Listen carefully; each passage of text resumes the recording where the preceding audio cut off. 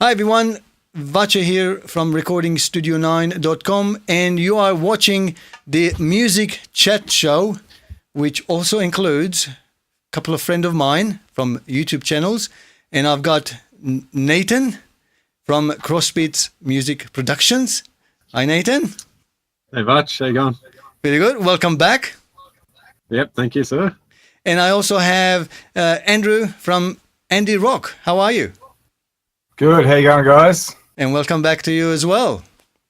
Thanks, mate. It's good to be here. And this is the third episode of the series. So we are going to talk about everything and anything about music. We have quite a big list of topics that we have already planned for. And I hope you stick with us all the way through, because we'll be talking quite a bit, and lots of information going to be passed on. So make sure you hang out until the end. How you guys been since the last episode? This is a monthly episode that we are doing so far. So there has been quite a bit happened in the last month. So how you guys been?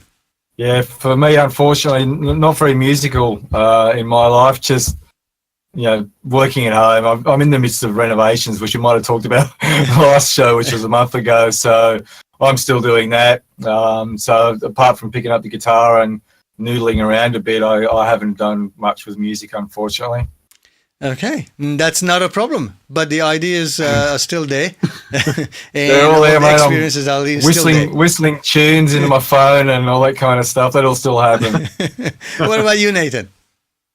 Yeah, being good. Just usual sort of stuff with music. Content for YouTube, obviously, is my first priority when it comes to YouTube, and obviously creating music as well. So as you know, and you know as well, both of you guys are aware, I do a lot of electronic music production, so kind of all in the box. So I don't have to go anywhere to play instruments. That kind of helps. And yeah, it's just been really good, really busy though. So that's crazy. That's really good. Now, the first topic that we were going to discuss was the latest release from Personas, the Studio One version 4. Now, Nathan, you've been playing around with it for some time. I know you had few videos out already on Studio One version 4. Can you tell us your first impressions? Yeah, first impressions of Studio One from using it from 3, obviously 3 to now 4. The process of how they updated, I thought they did quite well in getting up to 4. Like it kind of felt like it wasn't a massive jump, in my opinion. There was some additives to Studio One where they've put in the drum section where you can obviously key in drums, and obviously the mixer where they've added the extra bits there, and also just the coloration and different background sections of that. But as far as a big jump, I don't think it was massive. And I think they're trying to work out a lot of the little quirks that the sampler has, and the Sample XT as well. That's got some quirks, and Impact XT has got some funny business going on with that. But apart from that, it's a good. If you're looking at upgrading, it's a good idea to do that. Yeah, I mean, I've upgraded obviously it funds as well. them. Yeah. I mean, I've upgraded as well, but I haven't fully used it because of current projects on hand. I wanted to actually finish them off before I start exploring it. What do you think of? I think only one of the things I had a quick look at was the chord track. Yeah. It's interesting because I thought it would be different to what it is. When I played around with it, I noticed that it's more or less you have to have something set already in the project to then play in key with that.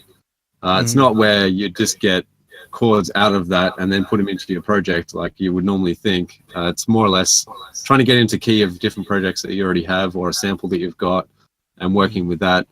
I don't think I've used it that much to really benefit yet from it, but I think it would serve a real good purpose in helping people create stuff that, if they want to sample from some sort of sample and then recreate a sample, or even just if some project's already been started where a guitar exists and they want to get keys onto that, then they could use the key of that track and then try and work around that sample. It's interesting. It's different. It's definitely different to any other DAW as far as the chord tool that they have. Well, Cubase actually had that in for quite some time. It had the sort of chord arranger or chord track, and you could actually put the chords in, and then anything else on the tracks that you put in MIDI notes wise, they all adapt. And then if you change on the main timeline, like in Studio One and everything else, all the tracks would change as well. So in that sense, there wasn't anything new, but it was something I always mentioned to Presonus, that they should really have something, even if in a sense of not using it in on audio tracks, because it works to a certain degree, but I found that it's still not 100%. MIDI-wise, it's not a problem because it's MIDI notes, so you be able to work around it any which way you want. But audio-wise, it's still not 100%. But I was looking in a sense to write down the chords of the song. I wanted a way to sort of have a reference so that when you are recording, whether instrument or MIDI, you would actually have a notation of at least chord tab that someone would be able to follow and record it, you know. And so that put that in. Apart from that one, I haven't played around with anything else. That's what you were hanging out for, so you went straight to it. Yeah, and then you've got Impact XT. Did you have any experience with that? Did you play around with that? Yeah, that's probably the thing I've used the most out of anything so far. Like, I think Impact XT, it's a really good step in the right direction as far as Studio One and production and electronic music, or any music in that matter. As far as using Impact XT with samples, I've really enjoyed it. I think it's the workflows. They could probably edit a little bit of the workflow of how it works, but as far as dropping samples in, it's really simple. You just get your collection of samples, just drop it straight into Impact XT, and you can then just start playing around with the drums or whatever you want to use in there. But the only thing I found that's a limitation is you have to, if you want to pitch a certain thing like a snare or a hi-hat, you have to create a second one of those and then pitch that particular hi-hat to the exact pitch that you want. So it's not like you can do pitching on the fly where you could in Sample XT. But I don't know if it was really meant for that, but I think it would just be better if you could just edit the pitch in that direction. But hey, that's the way they created it. It's what it is. But I guess they probably also aiming to those MIDI controllers with buttons on them that people just create their drum beats as they kind of record it. So they definitely are. Like, I think like the machine, like that type of thing. That's the one. Yeah, that's the one. Yeah. So I mean, the way that machine works, if you're looking at it in the comparison, is machine similar works to a piano roll, so you can edit pitch really easily. But with the pattern mode, you can't edit the pitch unless you go into the actual Sample XT and then turn the pitch dial, which not a big deal. But when you're in the flow and the mindset of just creating the beat, you don't want to have to think too much about, hey, I've got to create another track and then pitch that to, 6 semitones up just so I can get the right pitch on that sample. So I mean, in that respect, it could do a little bit of extra, some sort of thing that you could create a pitch thing with, but I'm not bagging it. I think it's the best thing that they've put in there so far, as far as updates. All right, yeah. I think there are a few other add-ons and things and features that got added, which I sort of read about it, but I haven't even touched it and need anything. In the mixer they've done stuff as well. Yeah. So I guess for people who are watching, if you are thinking of upgrading, probably the best option is to download the demo or version 4 and try it out, and then you can upgrade. Or, if you're already used to version 3.6 and you just want those extra bits, there is an upgrade part and you can follow it on. By the way, we should mention we've got no association with Presonus or any company that we are talking about there, whether software or hardware, in this chat show. So it's all our personal opinion, and that's it. Our personal opinion. You just can take it however you like. Whether that's if it's useful, then it's useful. Okay, the next topic that I get asked personally most of the time from my YouTube channel or through email, once they find out what my email is vocal recording and processing techniques. I'm not sure if any of you guys have the chance to record vocals in your studios. Andy, have you had a chance to record any vocals in your studio yet? Yeah, I've got a Rode NT1 I bought secondhand for $100 or something. Yep. And it's an awesome mic, condenser mic. So you got to run phantom power, of course. Yeah, I just use a pop filter. I made, probably see it in the background. No, you can't. I just made my own pop filter, which is just a stocking around I think it's an embroidery hoop or something I bought from Spotlight. And it's a great thing. Pop filters, you know, it's a good way of positioning a vocalist, you know, depending on their vocal style, how good they are, but it'll also, you know, keep them at a distance from the microphone that you want to eliminate pops and to get your levels right, which then lends itself to being able to compress the vocals. So I just use the compressor I've got in my desk. I don't have any outboard gear at this point in time. Yep. But you've got the PreSonus Studio Live Series 3, don't you? So it's already got multiple compressors in there. It does, yeah, and they're decent. They're good. Yep. I like them. They're perfect for, you know, at this point in time. I'm just doing vocals and bass guitar and drums. You know, kick drums and the compressors and the EQ in that desk are great. Yep. But yeah, the compressor definitely for vocals is good enough for what I'm doing. Yeah. Yep. Are you recording your own voice, or you've got someone? A bit of my own voice just for scratch vocals, but no, I use other vocalists. Yeah, because they're better. Yeah. Now, what's your sort of procedure or the steps or your signal chain that you've got for your vocal recording? I like to use templates. So I've got some templates set up in Studio One and on the desk, presets.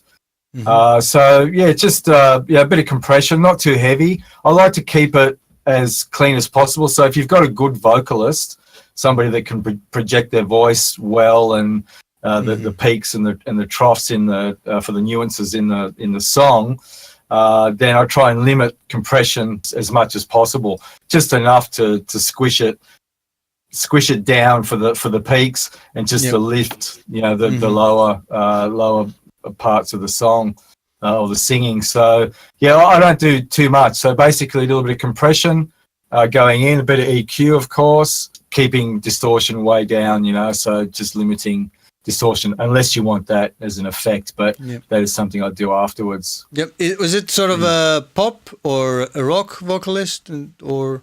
So I've used female vocalists. So a mate of mine, a couple of young daughters. So one's 12 and one's 16. So they kind of sing that breathy kind of pop stuff that's around a bit now, like Lord and singers like that, probably many others. It's a particular style now. So yeah, they're kind of singing quite low. So that's where you're upping the level and upping the compression a bit, you know, to get some dynamics out of it and to get a strong signal down to tape, you know, so to speak. Yep. How did they turn out? Yeah, then what's that? How did they turn out? Yeah, pretty good. Bit pitchy, you know, but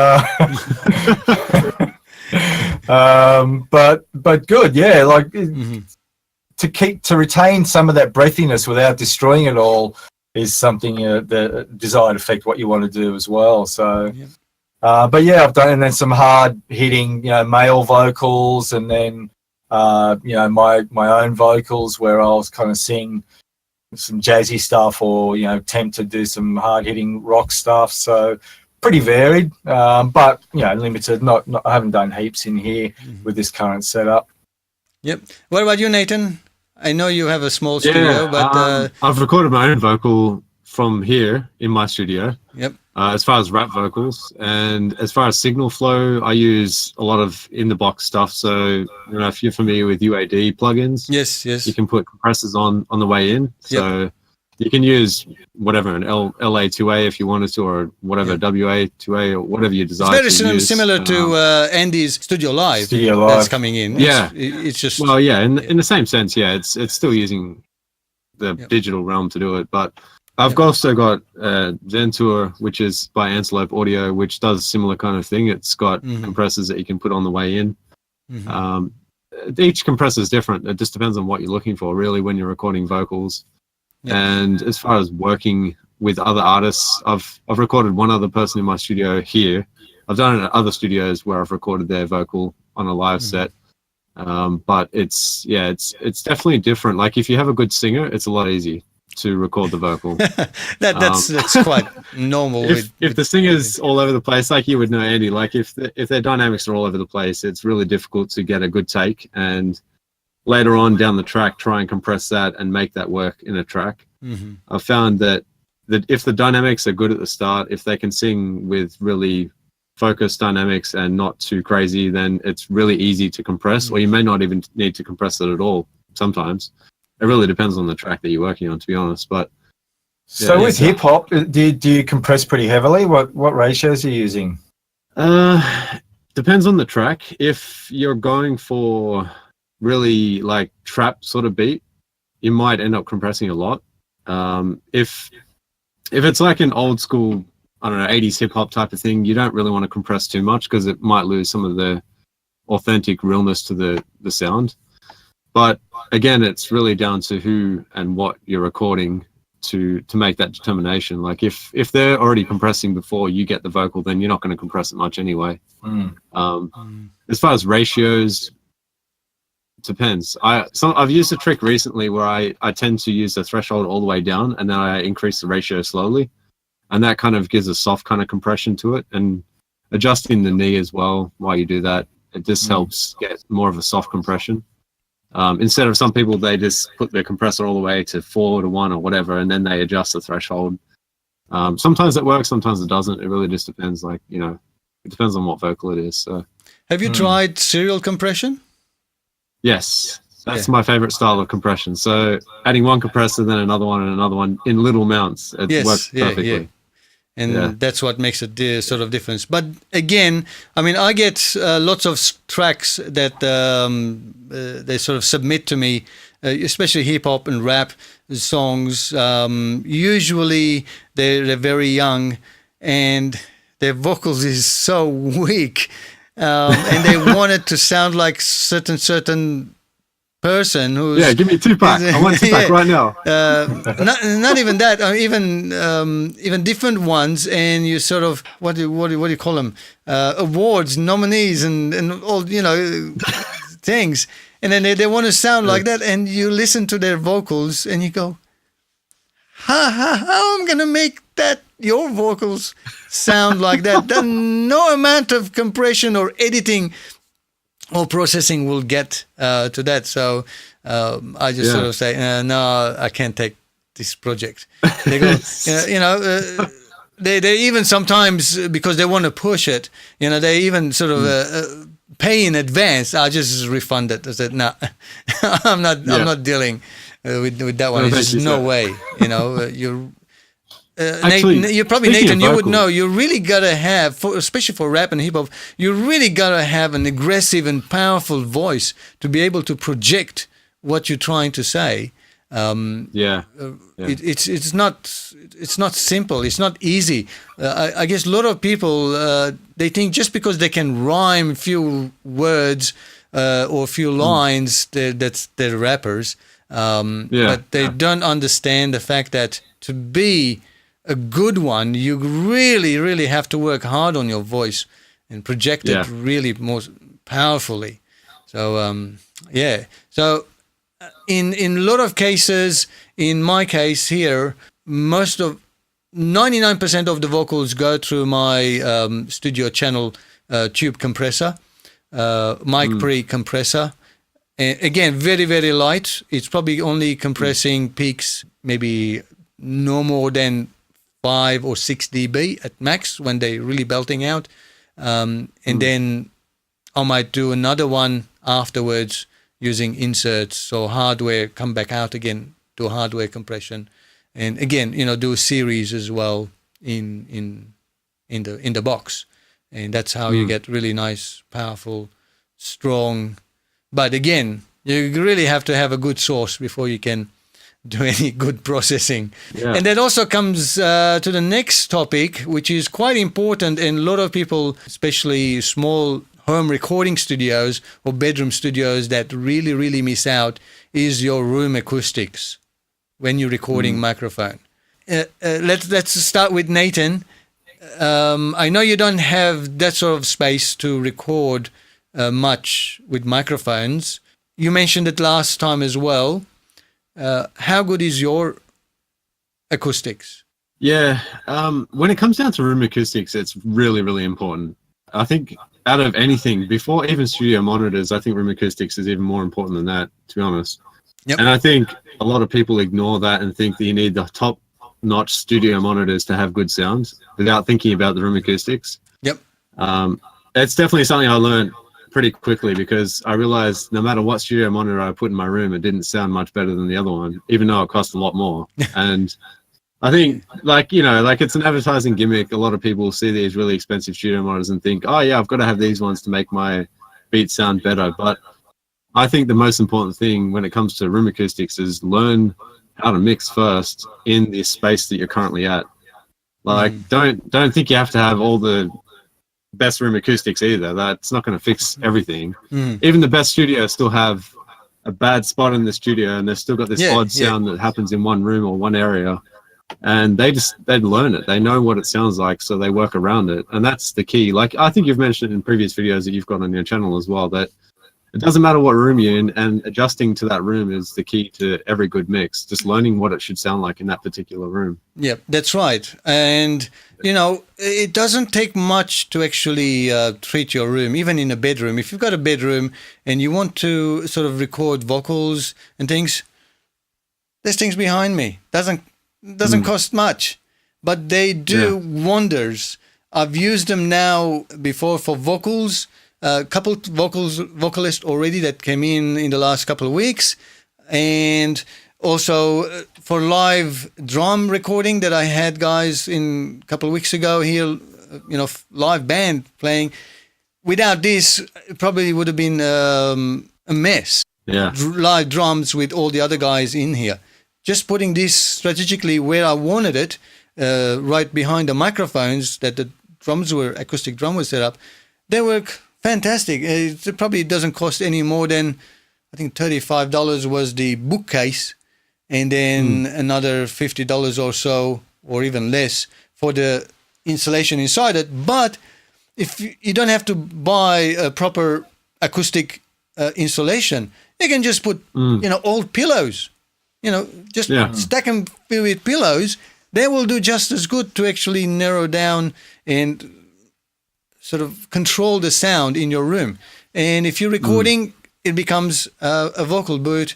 And if you're listening, just put it behind your opposite to your speakers, so the sound hitting the back wall will hit these guys, and then the 50% will be absorbed, or however it's going to be absorbed. It's better than hitting the wall behind you and reflecting back. So it definitely works, and it's really important.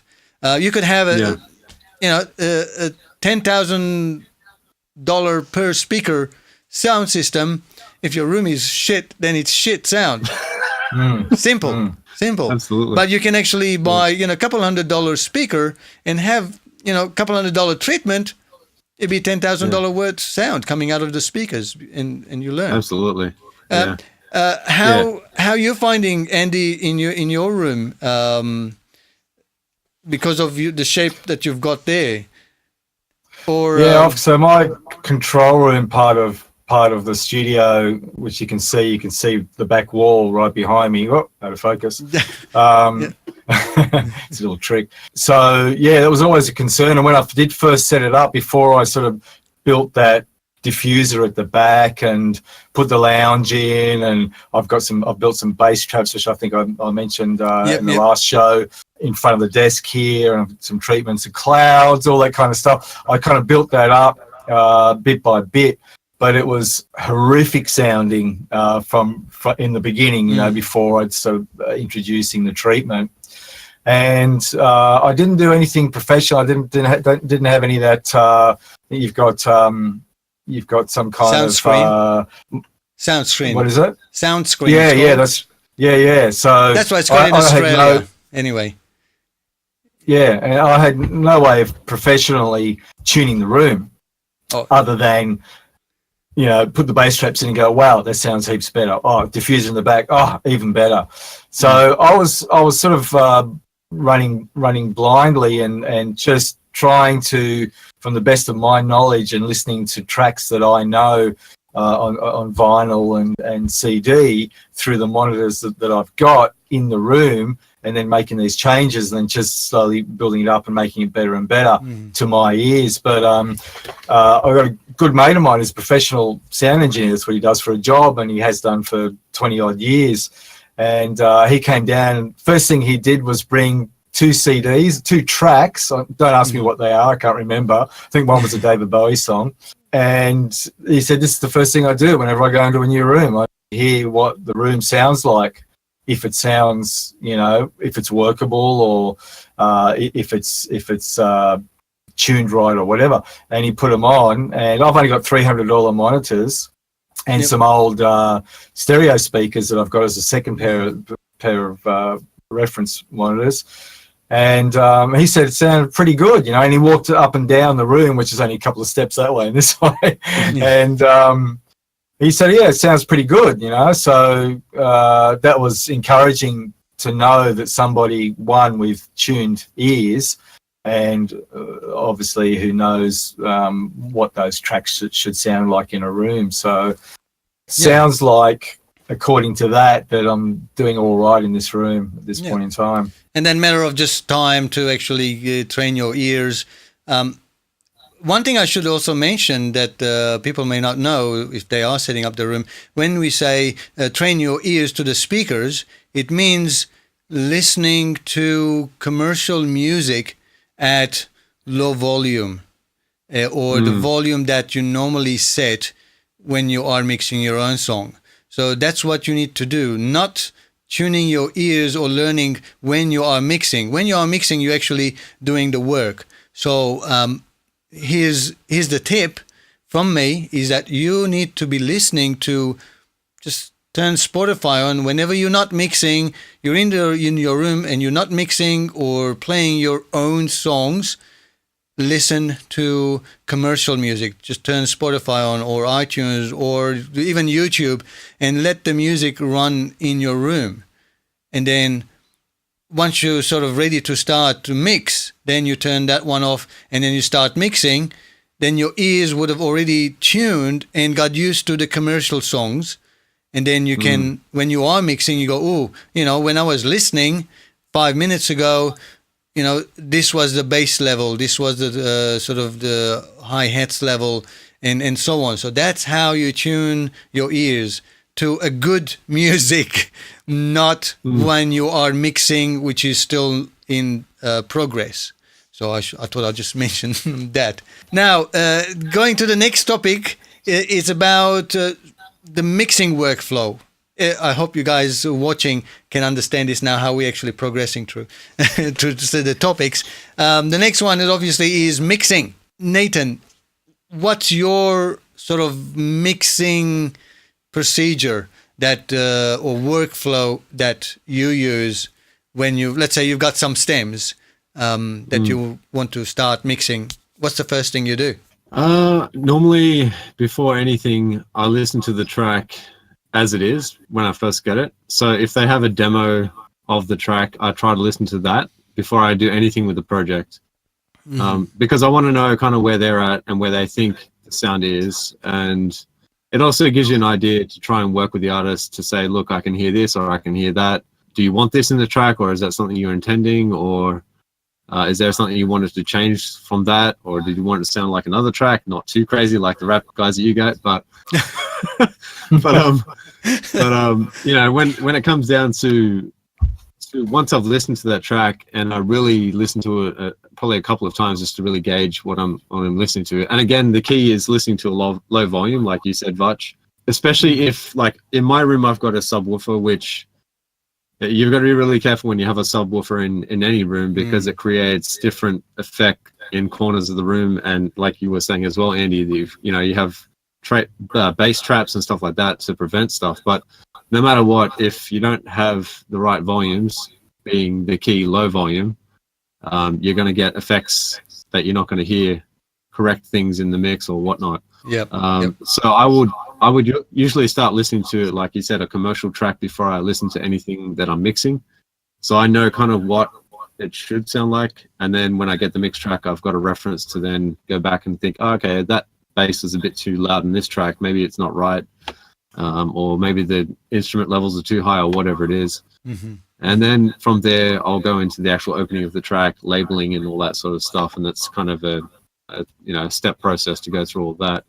That's the start of the workflow. So maybe you want to elaborate further on how you do it, but that's kind of how I started. I just wanted to ask you guys.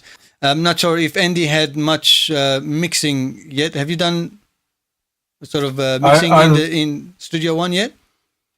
Only what's been recorded in this room. Yeah. Which makes it, I guess, somehow a bit easier. If you recorded it, it makes it easier to sort of mix because you know what you've recorded. And hopefully labeled all the tracks correctly. Yeah, well, that's right. Well, yeah.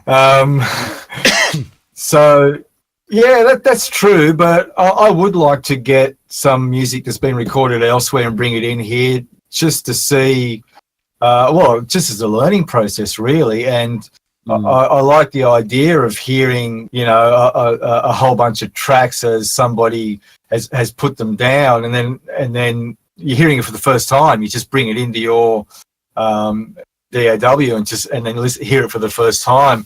I think that's definitely something worth doing. Yep. But at this point in time, I haven't done. I can actually give you a couple multi-tracks if you like. Yeah, that'd be great. I had the guys come in rehearsal a few weeks ago. I think I've got a video on YouTube. I can send you one of their tracks and it'd be good practice for you. Because that is live, sort of recorded, and you can practice on that. And that is multi-track, so I'll see what I can do. Yeah. All right. That'd be great. I appreciate it. And I mean, it's... but with your recordings,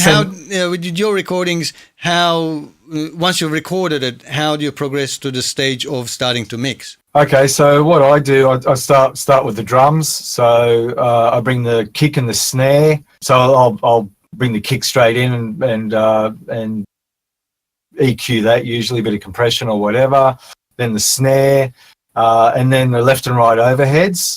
And then from just those four mics, I'll try and get the absolute best drum sound and stereo image that I can from that.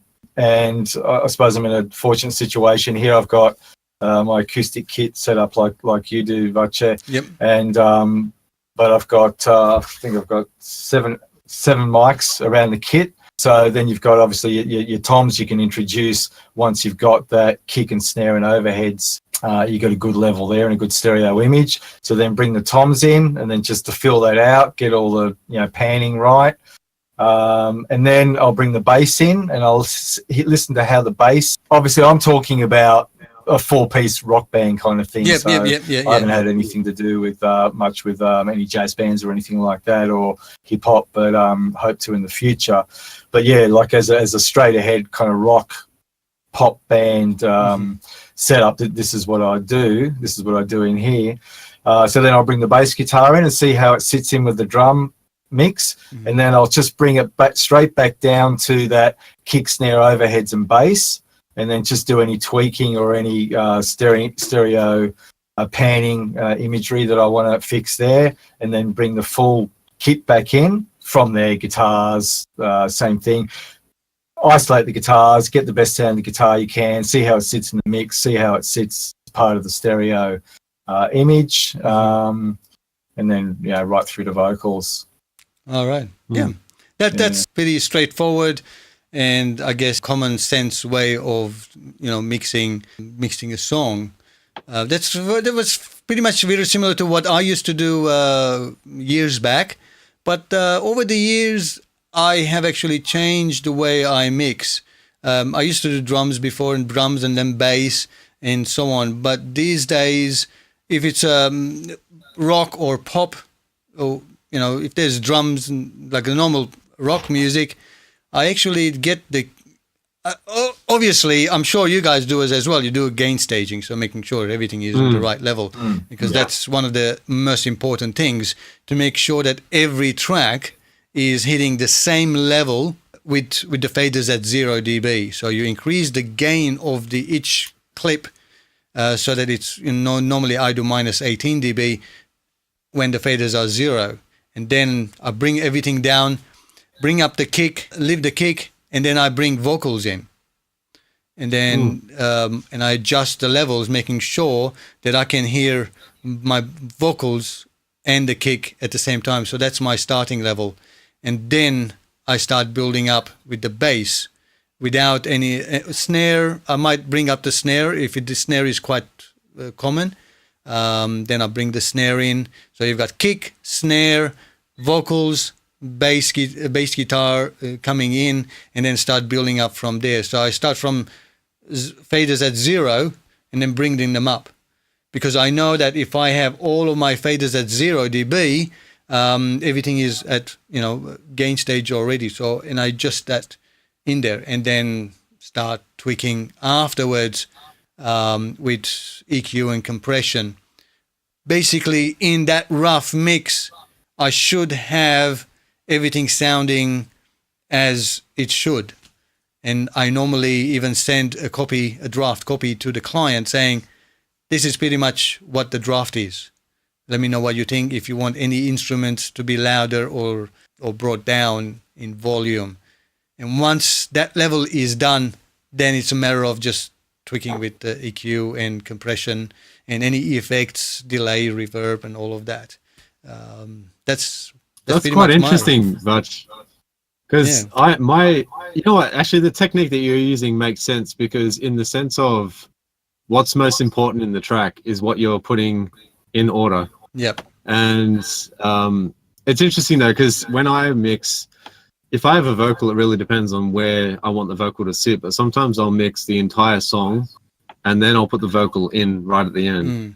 And then I fit wherever I need the vocal to fit. So say, for example, if I've got a requirement for EQ to cut out some of the synth or whatever it is to fit the vocal in that space, then I'll start to do it then. But I have done it the way you're talking about it as well, where you put in the kick first, then you set the vocal, because it's obviously the second thing that you want to stick out the most in the track. Yep. But gain staging, it's really important as well. I just wanted to quickly touch on that. The gain staging that I use, when I do it like you said, with all the faders at 0, I set every fader how I want to be set to 0, and then I make sure that whatever the most, I guess, dynamic instrument being the kick, it hits at minus 12 or minus 18, wherever it hits. I make sure none of the other instruments make it go above that level in the gain staging part before I add any EQ or compression. Yes. And that kind of, it sets a, it's like magic. I don't know how to explain it, but it just works so well doing that. Yes. Yeah. Because as you mentioned, you've got your kick, you've got your vocal, kick, snare, vocals, and bass guitar. You can pretty much have a song with kick, snare, bass guitar, and vocals with nothing else on there. You can actually have a song. And if that those 4 tracks sound really good, dry, with no effects, no EQ, no compression, how it's been recorded, then you've got good start. And obviously, as you add compression or as you do EQing, you got to make sure that every time you're still not going above minus 12 or minus 18 dB when you solo it. So you got to make sure that whatever you're adding as an effect, it's not affecting the volume level. And that brings us... It took me about 8 years to figure that out. You just end up chasing your tail. You don't know where you're at. That's right. Weird gain searching going on. That's the secret sauce there, Andy. If you want to learn mixing in that regard, it's literally the secret sauce. Yeah, you got to sort of have... You got to know how much you can fill your cup. Because if you just keep filling your cup with all the... to make a cocktail with all the spirits... If you don't know the initial level of how much vodka you need to put in before you add whatever you add to the vodka, like the orange juice and the pineapple juice and whatever, then you got to overspill it. So you got to make sure that you find out the right level of vodka you got to have in your drink. By the way, this is not vodka; it's just water. You got to know and leave room for everything else to go in on top, so that you got a perfect drink to enjoy. Yeah. So that's sort of the similar concept, and that basically brings us to the next. And the final topic that we're going to talk about today is mastering a song, the loudness. People, 90% of my clients want their song loud because everything they hear on radio, on digital distribution, everything else is loud. What's your technique, Nathan, to make your song loud? How do you make it loud? Yeah. Because obviously you can't just crank the volume up; it will just clip. No. Yeah. No, absolutely. And the tricks that I use is obviously having a really good mix to start with. If you've got the correct everything done with that, then it's a lot easier to make it loud. And also it depends on the track you're working on as well, which loudness you're going for, how much loudness you want. But tricks that I tend to use are distortion or tube effects. It could be really minimal stuff as well, like I'm talking about in parallel. Like, for example, there's a plugin from Isotope which they make, and it's sort of like a distortion plugin. It has tube, tape, all sorts of different emulations of styles of tape and all that stuff.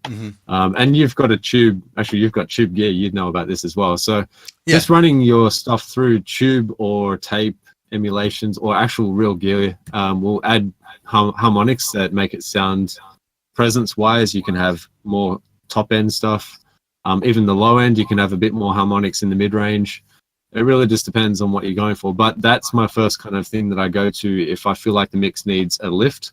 And perceived volume just by doing that increases by a lot. Like you might have a dull. I think the first thing is not having the mix too bright in the first place, because if your mix is bright, it makes it really hard for a mastering engineer to then go in and try and work on it. And especially if you've got like a hi-hat that's way too loud or too bright in the mix.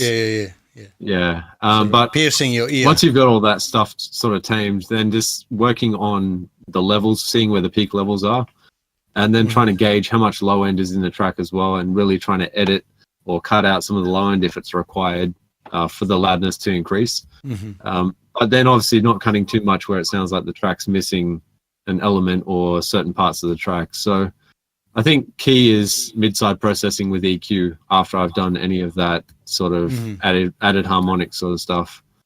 And you can get a lot of loudness by taking out some of the sides. Like, for example, anything below 80 hertz in the sides, you may not need that in the mix. So sometimes I cut some of that out altogether with a pass filter there. And that's actually something I haven't tried. That is actually something I haven't tried. Cutting down the lows on the sides. Let's just ask Andy. Do you know what we're talking about? I'm mastering something I haven't. The mid-side processing, mid and side processing. No, I don't know what that means. Okay, the mid-side processing is basically dividing your stereo signal into the mono sort of signal which is in the middle, and the stereo signal which is on the side. So if you've got, let's say, a bass guitar right in the middle, that's your mid sound. And if you've got two guitars playing sort of very similar things and you pan them hard left and hard right, that's your sides. So there are plugins which allows you to actually control the volumes or sometimes even the dynamics of just the mono signal or just the stereo signal. So you can actually adjust accordingly. Is that pretty much what I think that's what I could explain it with. So for example, Vaj, a lot of things that sit on the sides could be reverb, because a lot of the reverb sort of sits out in the stereo image. It's not directly in the middle, unless obviously you've set up a plugin to be just mono and reverb, which would be a delay basically, because that's what it is. But you'll have that. You'll have things like you said, panning left and right. So guitars could be left and right really hard, or sort of a left and right. Sometimes people have stereo snares. I don't know why they'd have a stereo snare, but they'd have reverb already on the snare recorded on it.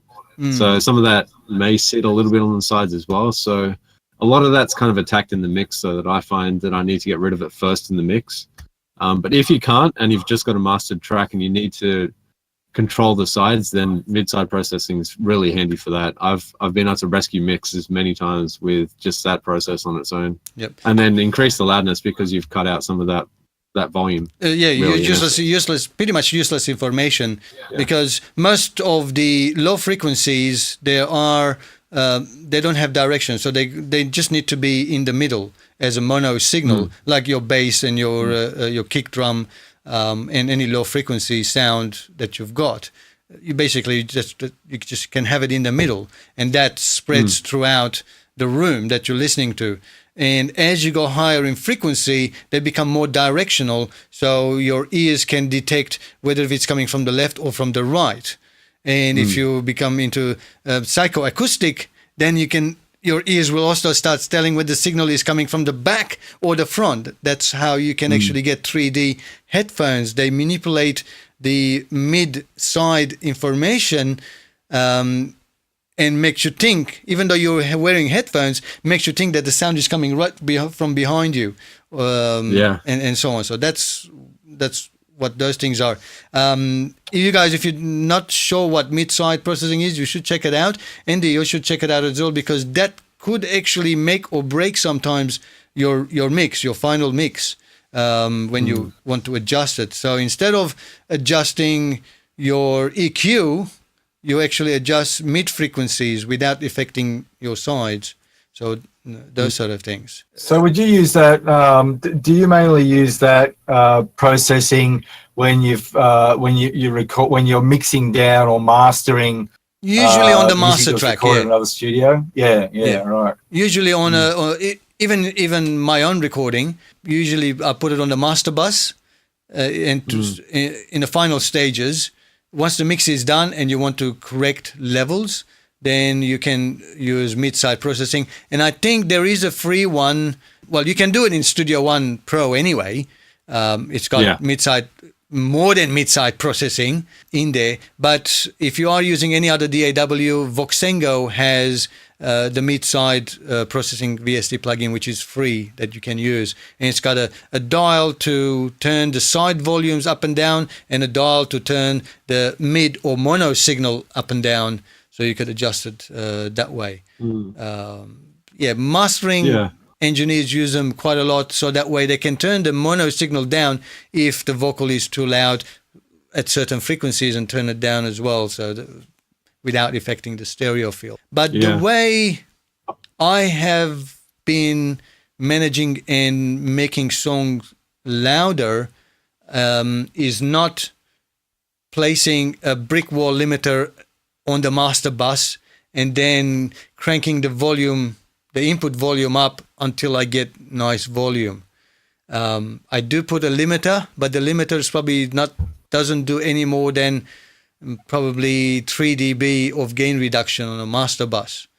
What I normally do is on my auxiliary buses, let's say my drum auxiliary bus, my bass auxiliary bus, my guitars, my synths, pianos, vocals, background vocals, and all of that, I actually put leveling limiter or a compressor in there, and then reduce each one. So basically reducing each of the different instruments, and each instrument having different dynamic range, like the bass has low frequencies.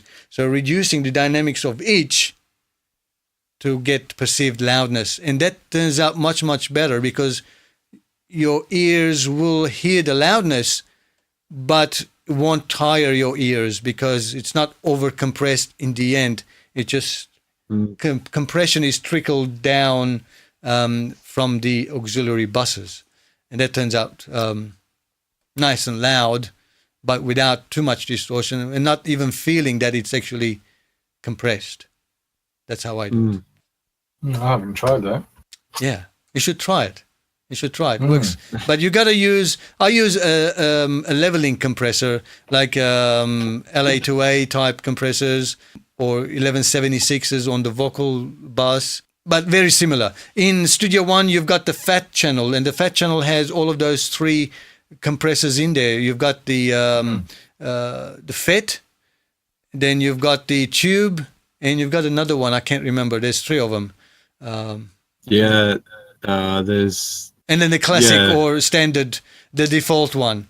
So you can use those fat channel compressors on your buses and just sort of get maybe, 6 dB of compression in there, gentle compression of 6 dB at slow attack, quick release. So that way it just compresses it down all the peaks on every instrument.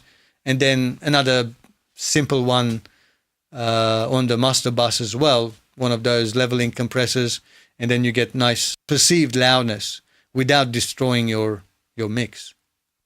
I must admit, I've been leaning on the. I've got a saturation, which is great. It's a great effect, but if you use it in small amounts, it certainly increases the level. But you can really crank it up and get some nasty gritty stuff if you want to, which sounds all right for some songs. And a free one, and a free one is the soft tube saturation knob. It's good. I use it quite often in my mixes. That is pretty much on my bass auxiliary bus. Could also be on some synths that I use as well. And it depends on the vocal. Sometimes if I want really gritty vocals, like hard rock, then I shove that on there as well, on the auxiliary buses as well. So that's a really good one. Have you tried Yes. Have you tried using a clipper on your drums? No, I haven't. You should try that. Maybe I should. we need a segment. You should try that. Yes, you should try that. Yes, I will. I haven't had. I know I've got a clipper plugin, but I just never used it. I think probably the one that I have doesn't work as well sonically as I expected. That's probably why I haven't used it. But I'll get in contact with you later on and see which one you're referring to, and then try to get that one and give it another try. Sounds good. Well, before we wrap it up, guys, is there anything you want to add in this episode? Not from me. Nothing that comes to mind at this point in time. That was, I think we talked about some good stuff. Yes. For this one, we covered quite a lot. Yeah. What about you, Nathan? Anything you want to cover? Yeah, I just think there's some really valuable pieces of information, and we really appreciate you guys for watching as well. All the people that want to watch these videos and that obviously stick to the end, because like you've heard, there's a lot of valuable nuggets that you wouldn't have gotten otherwise. And I think stay tuned for more, because we're going to keep progressing these videos and obviously giving you guys tips and tricks that you'll get better in your mixing eventually. Yeah, well, that's the whole idea of this music chat show, so that we can pass on our experience and of real sort of, what do we call them, real life situations where we've got clients we're dealing with, and we just pass on that information to you just to make your life easier, basically. Because probably for me, 30 years ago, for someone to actually tell me all of this, what I know now, it would have been the big pot of gold at the end of the rainbow. So it's, what? Yeah. But, that's part of the fun. The learning process is part of the fun. Yeah. It is to a certain degree. I feel the same way. But whoever is watching these days, the technology is, YouTube and everything. There's so much out there that you can, as long as the sponge is filling up, you can just fill it up, and so much. So lots of great ideas and tips we've got here, guys. So I hope you, if you stick around this far, there's something secret we're going to tell you right now. So everybody listening? I'm listening. Listen. The secret is since if you watch all the way up to this one, we're going to have episode 4 very soon. Okay. Anyway, thank you so much, guys, for being with us. Thank you, Nathan, for another great episode. Lots of information. Same with you, Andrew. Thank you so much for No worries. being here and sharing your information as well. I hope everybody watching this got lots of information. If you have any comments, any topics you'd like us to follow in episode 4, you can comment below, and I'm sure myself, Nathan, and Andrew will actually look at those comments and follow it up in our next episode. So until next time, everybody from here... He doesn't want to go. He doesn't want to say goodbye. He doesn't know how. Everyone here at the Music Chat Show, thank you. See you guys. Thank you. Take care, guys. Yes.